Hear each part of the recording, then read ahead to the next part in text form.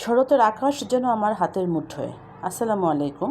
ডাবের পুডিং এটা বানানো খুবই সহজ, আর খুব সহজভাবে এটা আপনাদের সাথে শেয়ার করেছি।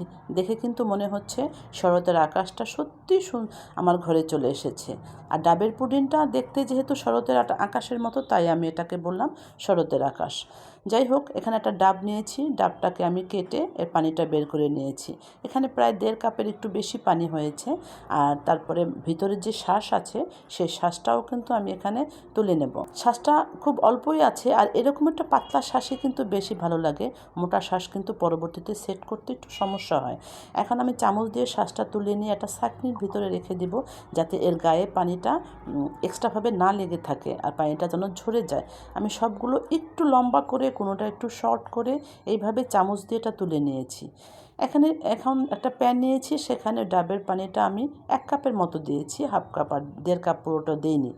1 কাপ পানির জন্য আমি এখানে 1 চা চামচ আগার আগার মিশিয়ে নিলাম। এই মেজারমেন্টটা আপনারা প্লিজ একটু খেয়াল করে শুনবেন বা দেখবেন। 1 কাপ পানির জন্য 1 চা চামচ আগার আগার কিন্তু যথেষ্ট। এর বেশি দিলেও এটা সেট হতে সমস্যা, কম দিলেও কিন্তু সেট হবে না। আর সেখানে আমি যেহেতু ডাবের পানির একটু মিষ্টি হয়, আর এই ডাবের পানিটা বেশ মোটামুটি মিষ্টি ছিল, সেক্ষেত্রে আমি এখানে 1 টেবিল চামচ দিয়ে দিলাম চিনি। তারপরে চুলায় নিয়ে গিয়ে এটা সুন্দরভাবে মিশিয়ে নেব। যখন আগার আগার দেয়া হয় তখন দেখেন পানিটা কিন্তু অনেকটা ঘোলা হয়। আমি আজকে কিছুটা টিপস আপনাদের সাথে শেয়ার করব, কারণ অনেকেই বলেন যে এইভাবে পুডিং সেট করতে গেলে, বানাতে গেলে তাদের পুডিংটা ঠিকমতো সেট হয় না। তো এই ক্ষেত্রে আমি আমার যতটুকু অভিজ্ঞতা আছে সবটুকু আপনাদের সাথে শেয়ার করব। পানিটা কিন্তু যতটা ঘোলা ছিল, এখন কিন্তু অনেকটাই স্বচ্ছ হয়েছে। ঠিক এইরকম করে ধৈর্য নিয়ে পানিটাকে আপনাকে রান্না করতে হবে। প্রথমে যখন আমরা পানিটা চুলায় দিয়েছি আগার আগার মিশিয়ে, তখন পানিটা একদমই ঘোলা ছিল। এখন রান্না করার পরে কিন্তু পানিটা একদমই স্বচ্ছ হয়ে গিয়েছে। আর নিচে যেটা মনে হয় যে ঘোলা আছে, ওটা ঘোলা না, ওটা হচ্ছে যে পানির নিচ থেকে তাপ উঠতেছে, ওইখানে কিছুটা বাবল সৃষ্টি হয় সেটা। আমি ওটা সুন্দরভাবে ঘন করে, ঠিক আমার ঘড়ি ধরে টাইম লেগেছে 5 মিনিট 45 সেকেন্ড। আমি ওটা ঠান্ডা করে নিচ্ছি, একটা বাটির উপরে প্যানটা রেখে দিয়েছি, ওটা ঠান্ডা হচ্ছে। মোটামুটি ঠান্ডা হবে, কুসুম ঠান্ডা হবে, কারণ বেশি ঠান্ডা হলে কিন্তু ওটা সেখানে জমাট হয়ে যাবে। এবার একটা সারছি, তাতে আমি ডাবের পুডিংটা উপর করে আমি সেট করে দিলাম, অর্থাৎ যেটা আমার উপর দিকে ছিল সেটা আমি বাটির দিকে উপর করে বসিয়ে দিয়েছি। এখন একটা চামচ দিয়ে ঠিক আস্তে আস্তে করে সেই যে পুডিংটা আমি তৈরি করে নিয়েছি, এটা সুন্দরভাবে বসিয়ে দিতে হবে। এখানে তাড়াহুড়া করা যাবে না, আর ঝটপট দেয়া যাবে না। খুবই আস্তে আস্তে করে এই পুডিংটা এখানে সেট করে দিতে হবে। তাড়াহুড়া করলে যে আপনি শ্বাসটা বসিয়েছেন সেটা কিন্তু ডিসপ্লেস হয়ে যাবে।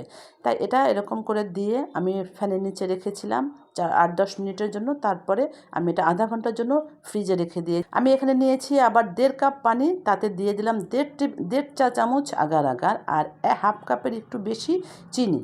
এখানেও কিন্তু মিষ্টিটা আপনি আপনার স্বাদ মতো দিয়ে দিবেন। এখানে আবার একটা কথা বলছি, যে 1.5 কাপ পানিতে আমি 1.5 চা চামচ আগার আগার দিয়েছি। আবার চুলায় নিয়ে গিয়েছি, যাওয়ার পর অনবরত নেড়ে চেড়ে এটাকেও কিন্তু রান্না করে নিয়েছি। একই কথা আবারও বলবো, পানিটা কিন্তু এখন একদমই ঘোলা আছে। এটা রান্না করার পর পানিটা একদম স্বচ্ছ হয়ে যাবে। আর এই প্রথমটা ছিল আমার অল্প পানি, আর ছিল ডাবের পানি, খুব সহজেই ওটা ঘন হয়ে গিয়েছে। আর এখানে আমার পানিটাও বেশি, আর নর্মাল পানি। এটা রান্না হতে আমার সময় লেগেছিল 8 মিনিট প্রায় 30 সেকেন্ডের মতো। ধৈর্য নিয়ে মিডিয়াম টু লো হিটে আমি এটা রান্না করেছি। এটাও যখন একদম স্বচ্ছ হয়ে গিয়েছে, তখন আমি এটা নামিয়ে নিয়েছি। নামিয়ে নিয়ে এখানে আমি যেহেতু একটু কালার ইউজ করব, এখানে একটা কাঠিতে আমি এটা সামান্য একটু নীল রং মিশিয়ে নিয়েছি, খুবই সামান্য। আপনারা একটা চামচের মাথায় করে ওটা একটু দিতে পারেন। দেখতেই পাচ্ছেন শুধু একটু কালারটা চেঞ্জ হবে, এটা কিন্তু ডিপ হলে ভালো লাগবে না, তখন কিন্তু অন্যরকম হয়ে যাবে। আমি যখন ফ্রিজ থেকে নামিয়েছি, পুডিংটা কিন্তু একদম সেট ছিল, একদম সেট হয়ে গিয়েছিল। এখন বাকি যে কালার মিশিয়েছি সেটা আবার একটা স্প্যাচুলার উপর দিয়ে এটা দিয়ে দেব, কারণ যদি আমি গরমটা, এটাও মিডিয়াম গরম, আমি ঠান্ডা করে নিয়েছি। গরমটা দিলে কিন্তু ওই নিচের পুডিংটা উঠে যাবে, আর সেটা কিন্তু নিচের দিকে কালার চলে যাবে। এখন একটা কাঠি দিয়ে আমি সেই উপরে বাবলসগুলো আবার ফাটিয়ে নিচ্ছি। এটাও আমি রেখেছিলাম ফ্যানের নিচে। তারপরে ফ্রিজে আধা ঘন্টা রাখার পরে নামিয়ে নিয়েছি। খুবই সুন্দরভাবে সেট হয়েছে। সেটা কাটার পরে আপনারা আবার বুঝবেন যে এটা বানানো কত সহজ।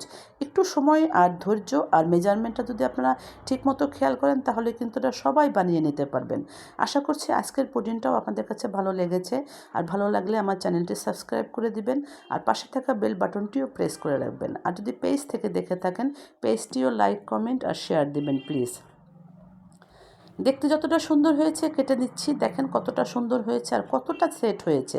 ডাবের পুডিং বা যে কোনো ধরনের পুডিং যদি এরকম মেজারমেন্টটা সঠিকভাবে দেওয়া যায়, এটা বানানো কিন্তু খুবই সহজ। সেটা আমি আবারও বললাম, দুইবার বললাম এই জন্য, কারণ এই প্রশ্নটা আমার ইনবক্সে প্রায়শই আসে যে আপনারটা কেন সেট হয়, আমারটা কেন সেট হয় না।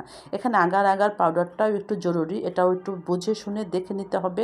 প্রথমে অল্প পানি দিয়ে মিশিয়ে আপনি আগে দেখবেন যে আপনার আগার আগারটা ঠিক আছে কিনা। যদি ঠিক না থাকে সেক্ষেত্রে আপনি এটা চেঞ্জ করে নেবেন। আমি দেখেন কাটার সময় নিচে পড়ে গেল, তাও কিন্তু ভেঙে যায় না। আর এটা কেটে নিতেও কিন্তু ভেঙে যায় না। আশা করছি ভালো লেগেছে। ভালো থাকবেন সবাই, সুস্থ থাকবেন। আবার দেখা হবে। আল্লাহ হাফেজ।